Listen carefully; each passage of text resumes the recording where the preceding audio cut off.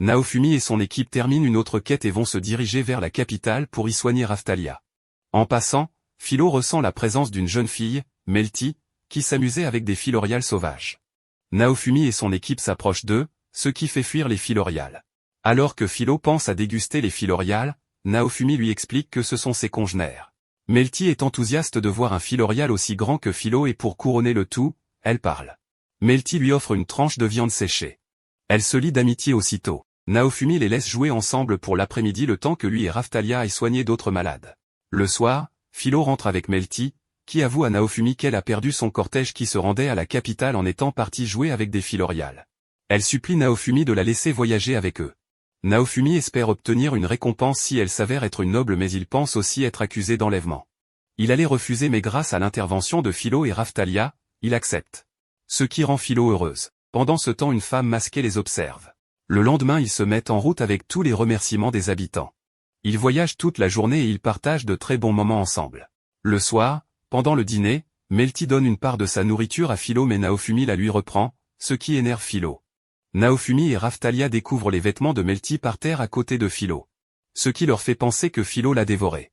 Il réveille Philo et lui pose la question, c'est ainsi qu'il découvre que Melty dort cachée dans le plumage de Philo. Quand Raphtalia s'en approche et la touche, elle s'endort aussitôt. Naofumi en conclut que les plumes de Philo détiennent des caractéristiques soporifiques. Le jour suivant, ils atteignent la capitale. Philo propose d'accompagner Melty à sa demeure pendant ce temps, Naofumi et Raphtalia se rendent à l'église pour se procurer d'eau bénite pour sauver Raphtalia. Ils finissent par acquérir l'eau bénite auprès de l'évêque pour une pièce d'or.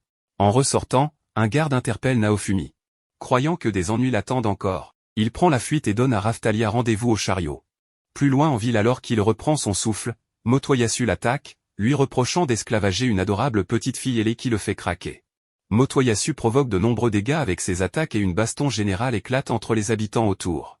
Le garde qui poursuivait Naofumi s'interpose et arrête Motoyasu. Mine déclare que ce combat est autorisé par le roi mais Melty arrive, révélant être la petite sœur de Mine, et annule la déclaration de Mine. Elle fait remarquer à Motoyasu les dégâts qu'il a causés dans la ville. Raphtalia et Philo rejoignent Naofumi. Motoyasu s'adresse à Philo, inquiet de sa condition mais il la vexe sans savoir que sa vraie forme est celle d'un oiseau géant. Philo, énervé, l'envoie encore valser. Plus tard, au calme chez le forgeron, Melty explique à Naofumi qu'elle est l'héritière au trône, sa grande sœur posant beaucoup de problèmes de par son comportement. Naofumi met toutefois fin à la conversation, refusant de dialoguer avec Melty car elle fait partie de la royauté. Melty s'en va, après que Naofumi la ait conduite. Sa mère la reine lui avait confié la mission d'apaiser les tensions avec le héros au bouclier et réprimander le roi, mais elle a fait chou blanc. Naofumi interdit à Philo de voir Melty à nouveau sans lui donner de raison palpable puis elle part en pleurant. Le garde qui avait suivi Naofumi le retrouve avec 2 autres soldats et 2 magiciens. Ils souhaitent se joindre à lui dans son combat, étant originaires de Lutte et voulant lui témoigner leur reconnaissance. Naofumi n'accepte que s'il lui achète pour 150 pièces d'argent un médaillon qu'il lui reste à vendre. Les petits partent récolter la somme. Naofumi pose des questions au forgeron sur quelques-unes de ses compétences. Ce qui pousse le forgeron à lui parler de la possibilité de changer de classe pour évoluer.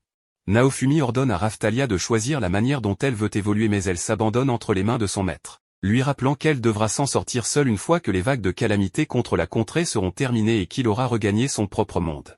Ils arrivent à l'église de la grande place où une nonne leur apprend qu'il faut payer un tribut de 15 pièces d'or pour changer de classe, mais une autre arrive et montre un décret royal interdisant de faire changer de classe au groupe du héros au bouclier. Il part, ravalant sa colère. Naofumi et ses 2 camarades vont ensuite voir Beluka, espérant qu'il ait un tuyau pour d'autres possibilités de changer de classe. Le vendeur d'esclaves commence par remercier Naofumi, car grâce à Raphtalia et Philo, sa marchandise a gagné en notoriété ainsi que ses ventes. Puis il lui cite plusieurs autres royaumes où il pourrait changer de classe dont Schildfrieden, dirigé par des semi-humains. Beluka lui vend ensuite des griffes spéciales pour Philo et lui confie une mission qui permettra de tester la nouvelle arme. Le petit groupe part chasser un monstre dans les égouts. Arrivé sur place, un monstre les attaque puis Philo réplique aussitôt. Raphtalia l'immobilise et Philo lui coupe la tête. Le soir, Naofumi applique les bandes sur les plaies de Raphtalia. Il espère qu'elle sera rétablie avant la prochaine vague. Raphtalia demande à Naofumi s'il accepterait de l'emmener dans son monde. Philo se réveille, jalouse, elle s'énerve en disant que Raphtalia flirte avec Naofumi. Naofumi, agacé, met fin à la conversation. Le trio se prépare et se remet en route. Il passe par une ville où une taxe de passage est exigée.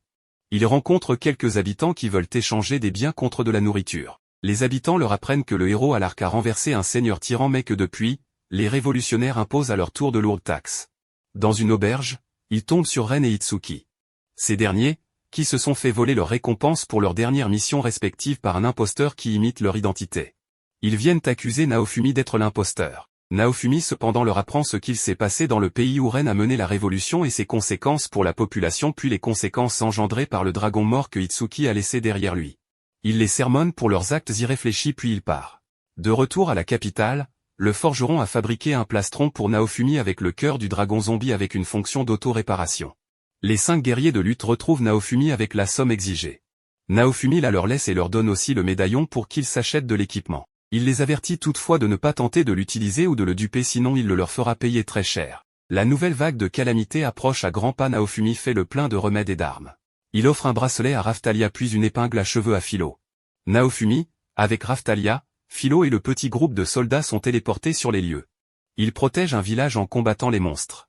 Une vieille femme, parmi celles que Naofumi avait soignées dans ses missions précédentes, se bat à ses côtés.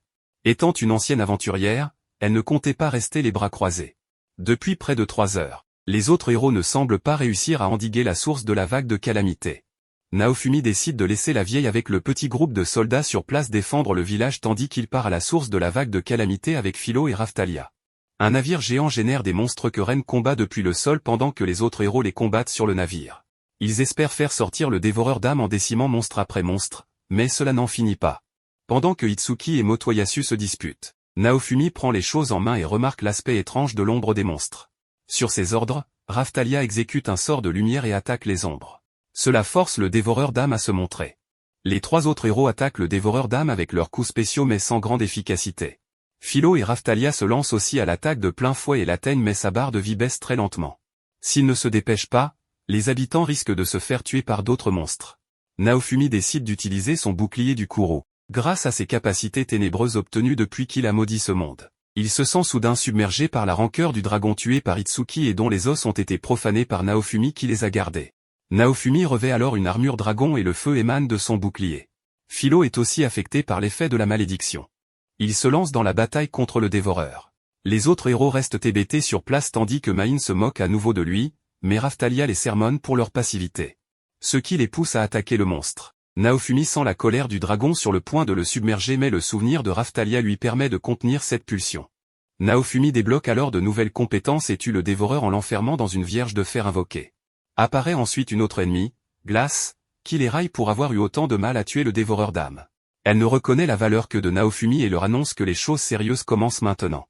Motoyasu, Ren et Itsuki s'énervent que Glace les dénigre et l'attaque. Mais la nouvelle opposante les balaie d'un revers de manche et vient affronter Naofumi. Ce dernier tente des attaques combinées avec Raphtalia et Philo mais, même en ayant à nouveau recours à son bouclier du Kuru, rien ne fonctionne sur Glace. Cependant, la durée de la vague arrive à son terme. Naofumi, Raphtalia et Philo prennent la fuite. Glace est obligée de se retirer, cependant elle compte bien revenir à la prochaine vague de calamité. Naofumi doit ensuite faire son rapport au roi, qui reconnaît qu'il a fait fort pour cette vague. Il exige de lui révéler comment il a acquis un tel pouvoir mais Naofumi rétorque que d'où il vient, on formule une requête en se prosternant. Le roi s'offusque et le menace à nouveau mais Naofumi lui fit comprendre que désormais, il pourrait tous les tuer, lui et ses gardes, facilement. En quittant la salle du trône, une femme le félicite pour ce qu'il a accompli et arbore un médaillon qui interpelle Naofumi. Elle lui conseille toutefois plus de prudence. Melty va voir son père pour lui demander pourquoi il nourrit une telle animosité envers le héros au bouclier. Ce dernier lui avoue craindre que le héros et ses semi-humaines causent leur perte. Main fait irruption et met fin à la conversation. Melty répond toutefois, qu'en tant qu'héritière, elle se doit de s'inquiéter du sort du royaume. Naofumi et ses 2 camarades se préparent à leur départ pour Siltvelt ou Schildfrieden, en vue de changer de classe. Le forgeron, Elar, leur fournit quelques équipements pour leur voyage. Ils se mettent en route mais Melty les rattrape et demande à Naofumi d'aller s'excuser auprès du roi pour se réconcilier. Il refuse catégoriquement, ce qui exaspère la jeune fille, devant l'entêtement des 2 hommes. Soudain, Naofumi la sauve d'une tentative d'assassinat de la part de l'un de ses gardes. Les gardes agissent comme si Naofumi avait cherché à s'en prendre à Melty. Avec Raphtalia et Philo, il le met en déroute mais ils ont enregistré toute la scène dans une boule de cristal. Des mages altèrent les images pour donner un air sanguinaire à Naofumi et ses coéquipières. Ils font diffuser ces retransmissions partout afin d'accabler Naofumi auprès de la population. Naofumi avait capturé l'un des gardes pour lui faire cracher le morceau mais il n'avoue rien. Naofumi trouve sur lui le même médaillon que la suivante qu'il a croisée au palais, qui représente le culte des 3 héros qui omet le héros au bouclier. Melty envisage qu'il s'agisse sûrement d'un coup monté de Main, qui aimerait se débarrasser d'elle. Naofumi laisse à Melty le choix de ce qu'elle veut faire mais il la prévient qu'elle risque de se faire assassiner pour de bon. Il lui propose de la protéger le temps de régler la situation. Le petit groupe part pour le pays de Siltvelt où Naofumi espère trouver protection. Après une première journée de voyage, il raconte à Melty qui le questionne, ce qui s'est passé entre lui et le roi. Melty lui parle de la reine, qui considère qu'il faut enterrer la hache de guerre et lui apprend que c'est elle qui tient les rênes du pays, le pouvoir se transmettant de femme en femme. Plus tard, ils se font repérer par un groupe de soldats qui quadrillaient la zone. Acculé au bord d'un ravin, Naofumi essaie de lever le malentendu auprès d'Itsuki, Ren et Motoyasu qui menaient les recherches. Main affirme alors que Naofumi a fait subir un lavage de cerveau auprès de Melty et de ses camarades Raftalia et Philo. En gage de bonne foi, Naofumi accepte de leur laisser Melty mais la jeune princesse craint pour sa vie et lui demande de l'aide. Naofumi et ses camarades tentent une évasion mais ils échouent. Main se met alors à attaquer Melty avec des sorts offensifs. Raftalia utilise un sort d'invisibilité, se glisse derrière elle puis à l'aide de sa nouvelle épée, transperce Main. Les gardes déferlent vers Naofumi. Naofumi active son bouclier du courroux pour en finir. Il laisse à Ren le médaillon du culte des 3 héros et l'inviter à réfléchir sur la question. Puis il fuit avec les 3 filles. Une fois au calme, une espionne à la solde de la reine les rejoint, il s'agit de la suivante que Naofumi avait croisée au château. Elle lui transmet la requête de la reine, venir la rencontrer. Main fait incendier toute la forêt sur la montagne pour couper les chemins possibles à Naofumi et son groupe. Le lendemain, Naofumi s'informe incognito dans un village sur la position des gardes. Les gardes ont renforcé le contrôle aux frontières de Siltvelt, s'y rendre semble compromis. Naofumi consent à aller à la rencontre de la reine. Melty propose de faire un escale chez l'un de ses amis qui fait partie des rares nobles encore sympathisants des semi-humains. Parmi eux figurait aussi autrefois le seigneur de Théaet, mais il n'est plus de ce monde. Le nom de cette ville évoque des souvenirs douloureux à Raftalia. Elle y vivait dans son enfance mais subit une rafle de la part de soldats royaux. Melty se sent responsable de son sort et désire pouvoir un jour lui rendre justice. Le groupe rencontre ensuite Van Rechnot, l'ami de Melty, qui les accueille dans sa demeure. Naofumi lui expose la situation et il leur offre le gîte et le couvert.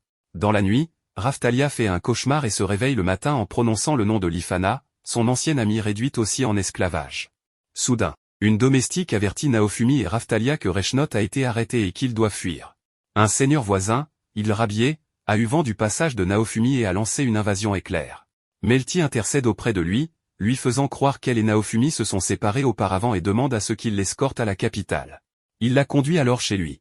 Naofumi canalise la rage de Raftalia, qui reconnaît celui qui avait nui au sien. Une fois le calme revenu, Naofumi et Raftalia récupèrent Philo et partent à la rescousse de Melty. Il fait torturer Rechnot pour lui faire avouer où se trouve Naofumi. Également fidèle du culte des 3 héros, il fait bien comprendre à Melty qu'il compte éliminer tous ceux qui tendent la main aux démons au bouclier. Naofumi, Raftalia et Philo attaquent le château d'Idle et atteignent le seigneur et Melty. Il prend Melty en otage mais Naofumi parvient à l'arrêter. Raftalia avance alors vers lui et le menace de son épée. Raftalia vivait heureuse avec ses parents et ses amis dans son village, avant que survienne une vague de calamités. Aujourd'hui, elle veut faire ressentir à Idle la culpabilité de son crime envers les semi-humains. Naofumi lui conseille de ne pas entrer dans son jeu en le tuant.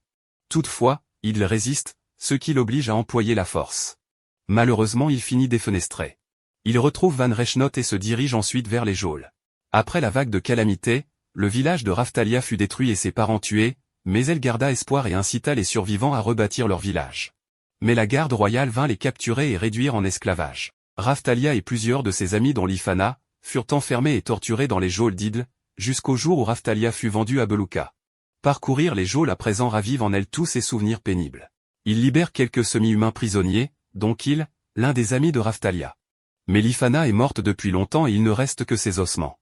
Raftalia se sent impuissante de ne pas avoir pu la sauver mais Naofumi la rassure en lui faisant remarquer que sans elle, il n'en serait pas là aujourd'hui et serait resté en solitaire à maudire ce monde entier.